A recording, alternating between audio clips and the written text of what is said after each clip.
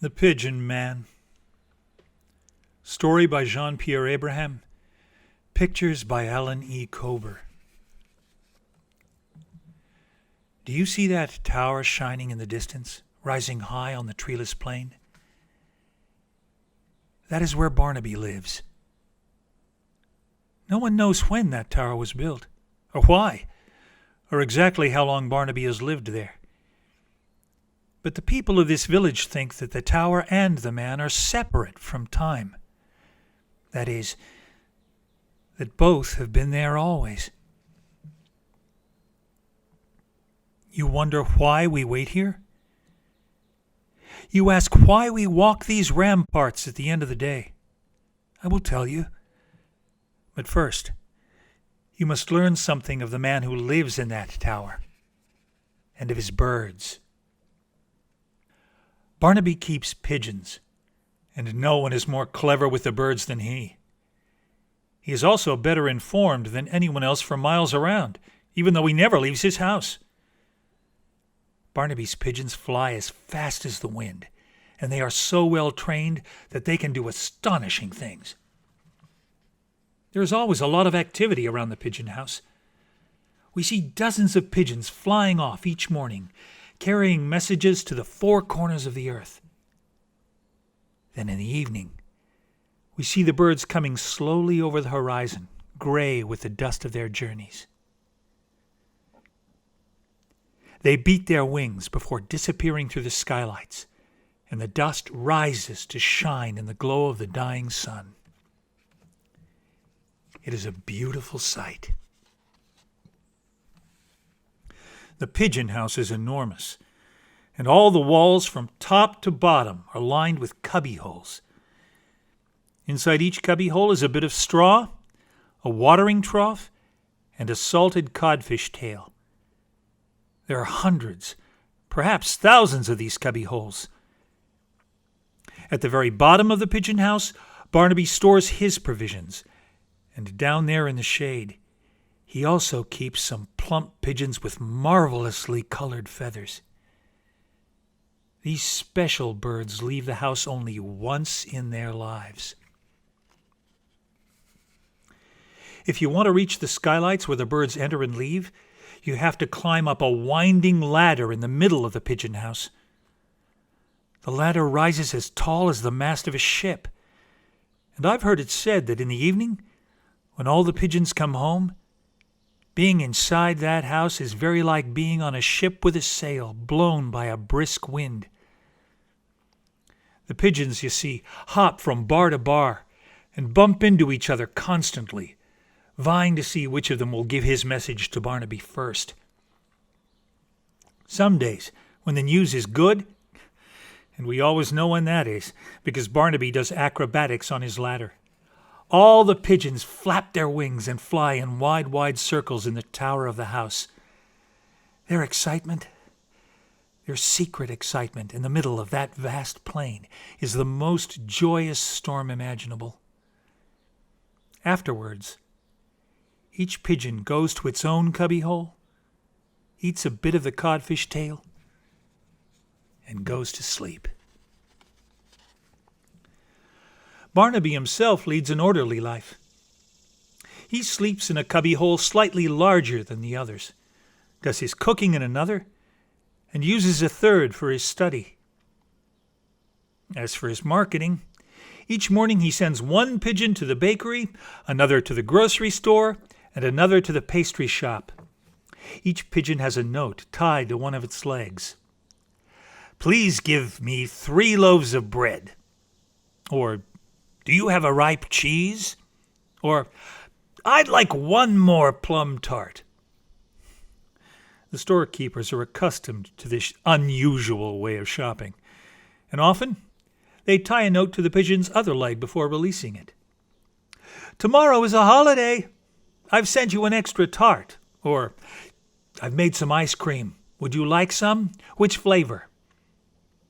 And Barnaby sends a pigeon back with the answer, "Yes, pistachio." Or simply, "Thank you." The storekeepers know that they must not disturb Barnaby.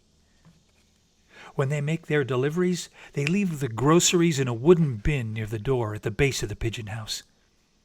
When there is a bill to pay, Barnaby chooses one of the beautifully colored pigeons, and with a ribbon, he ties a note to its leg which reads, "Thank you very much.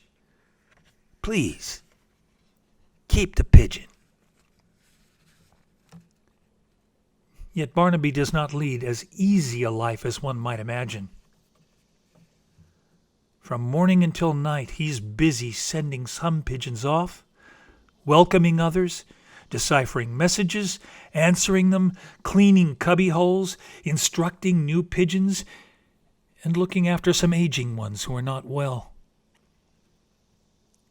At certain times during the day, he climbs to the skylights to look out at the village and its surroundings through a telescope.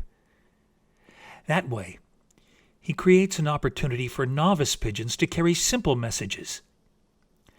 "Mrs. Lucado, it's going to rain and you have just enough time to take in your laundry." Or, "Amelia, you little scamp, run home quickly, your father is angry." Or, "Jeremy, this is your day. The one you love hopes you will call on her." And so Barnaby gives out sound advice and is helpful to everyone. In fact, he's so clever and so good at solving difficult problems that each week, Honorius, the mayor, sends a message to him by municipal pigeon, listing the problems in the community. For instance, Honorius writes, "Mrs. Fairweather and Mrs. Guerin are fighting again. One day they'll set the whole country in an uproar. What am I going to do?" Without a moment's hesitation, Barnaby sends a pigeon to Mrs. Fairweather with this letter. "Good day, Mrs. Fairweather. How is your husband? I know that Mrs. Guerin has made you angry, but I also know that she is sorry. She will meet you at 3:00 this afternoon behind the church to ask your forgiveness. Best regards." And another pigeon takes the same letter to Mrs. Guerin. The two arrive at the church at the same time, each one thinking the other has come to apologize. They embrace with tears in their eyes, pledging eternal friendship, and they don't fight again for 15 days. To tell the truth, Barnaby's pigeons have even saved our lives on several occasions. In the year of the great drought, one of them led Honorius into the hills to that beautiful spring which never runs dry and which none of us knew existed. Another pigeon, one of the long-distance ones, brought back the medicine we needed during the fever epidemic. And then sometimes Barnaby, like a peddler, gives people things they've dreamed about but never hoped for. We think we know our neighbors very well, but then one day, we find they all carry secrets in their hearts. We have seen his pigeons in the streets at night with the most fantastic objects.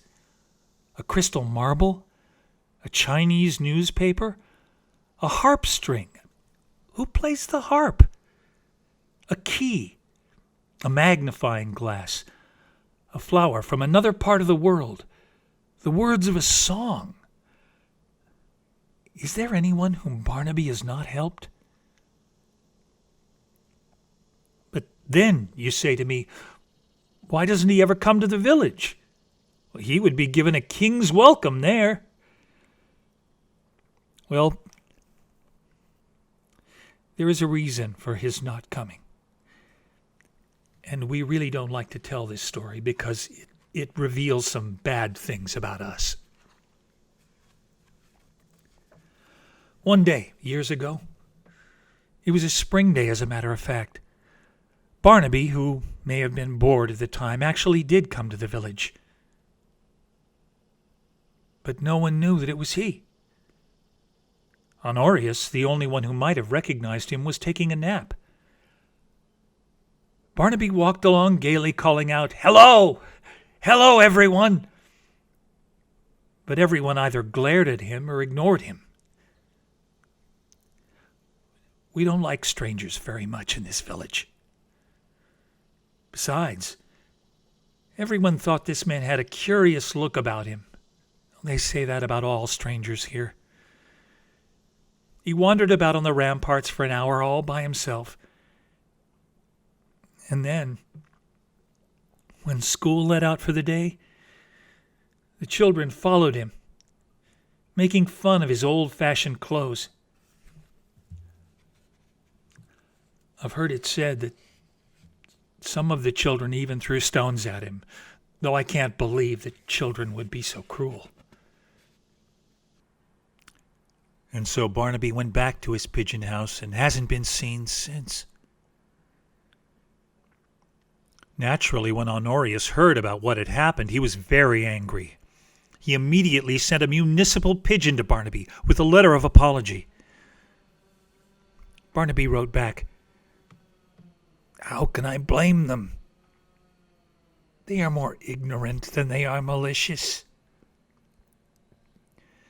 The villagers were terribly sorry. They set out for the pigeon house in single file to ask his forgiveness. But the little door remained shut. Everyone thought that Barnaby would have nothing more to do with the village. But in fact, things went on, just as they had before, as if nothing had happened, which was good of Barnaby. Well, of course, there are some who say that he has changed, that he has aged, that he is less clever than he used to be. But if they don't praise Barnaby for the wonderful things he does as much as they used to, it may be because people today don't like to admit that someone has helped them. We're no better than we used to be. And we're still rude to strangers. So, life continued in the same way. Every day we could see the tower shining in the distance and the pigeons taking off on their journeys. Every year at Christmas, Honorius, refusing to give up, would send Barnaby a letter on nice shiny stationery. "Tomorrow is Christmas Day. Would you like to spend the holidays with us?" And each time Barnaby would answer, "You are kind to offer, but no thank you." Every year the same thing happened, and there was no reason to think it would ever be any different. But since yesterday, everything is different. Yes, Honorius sent his Christmas message, just as he always has. But Barnaby has not answered. And he usually answers right away. No pigeons have flown out today, not even to do the marketing. 3 pigeons, returning from their long separate journeys, refuse to enter the house. They fly in wild circles, bewildered. And they are the only sign of life.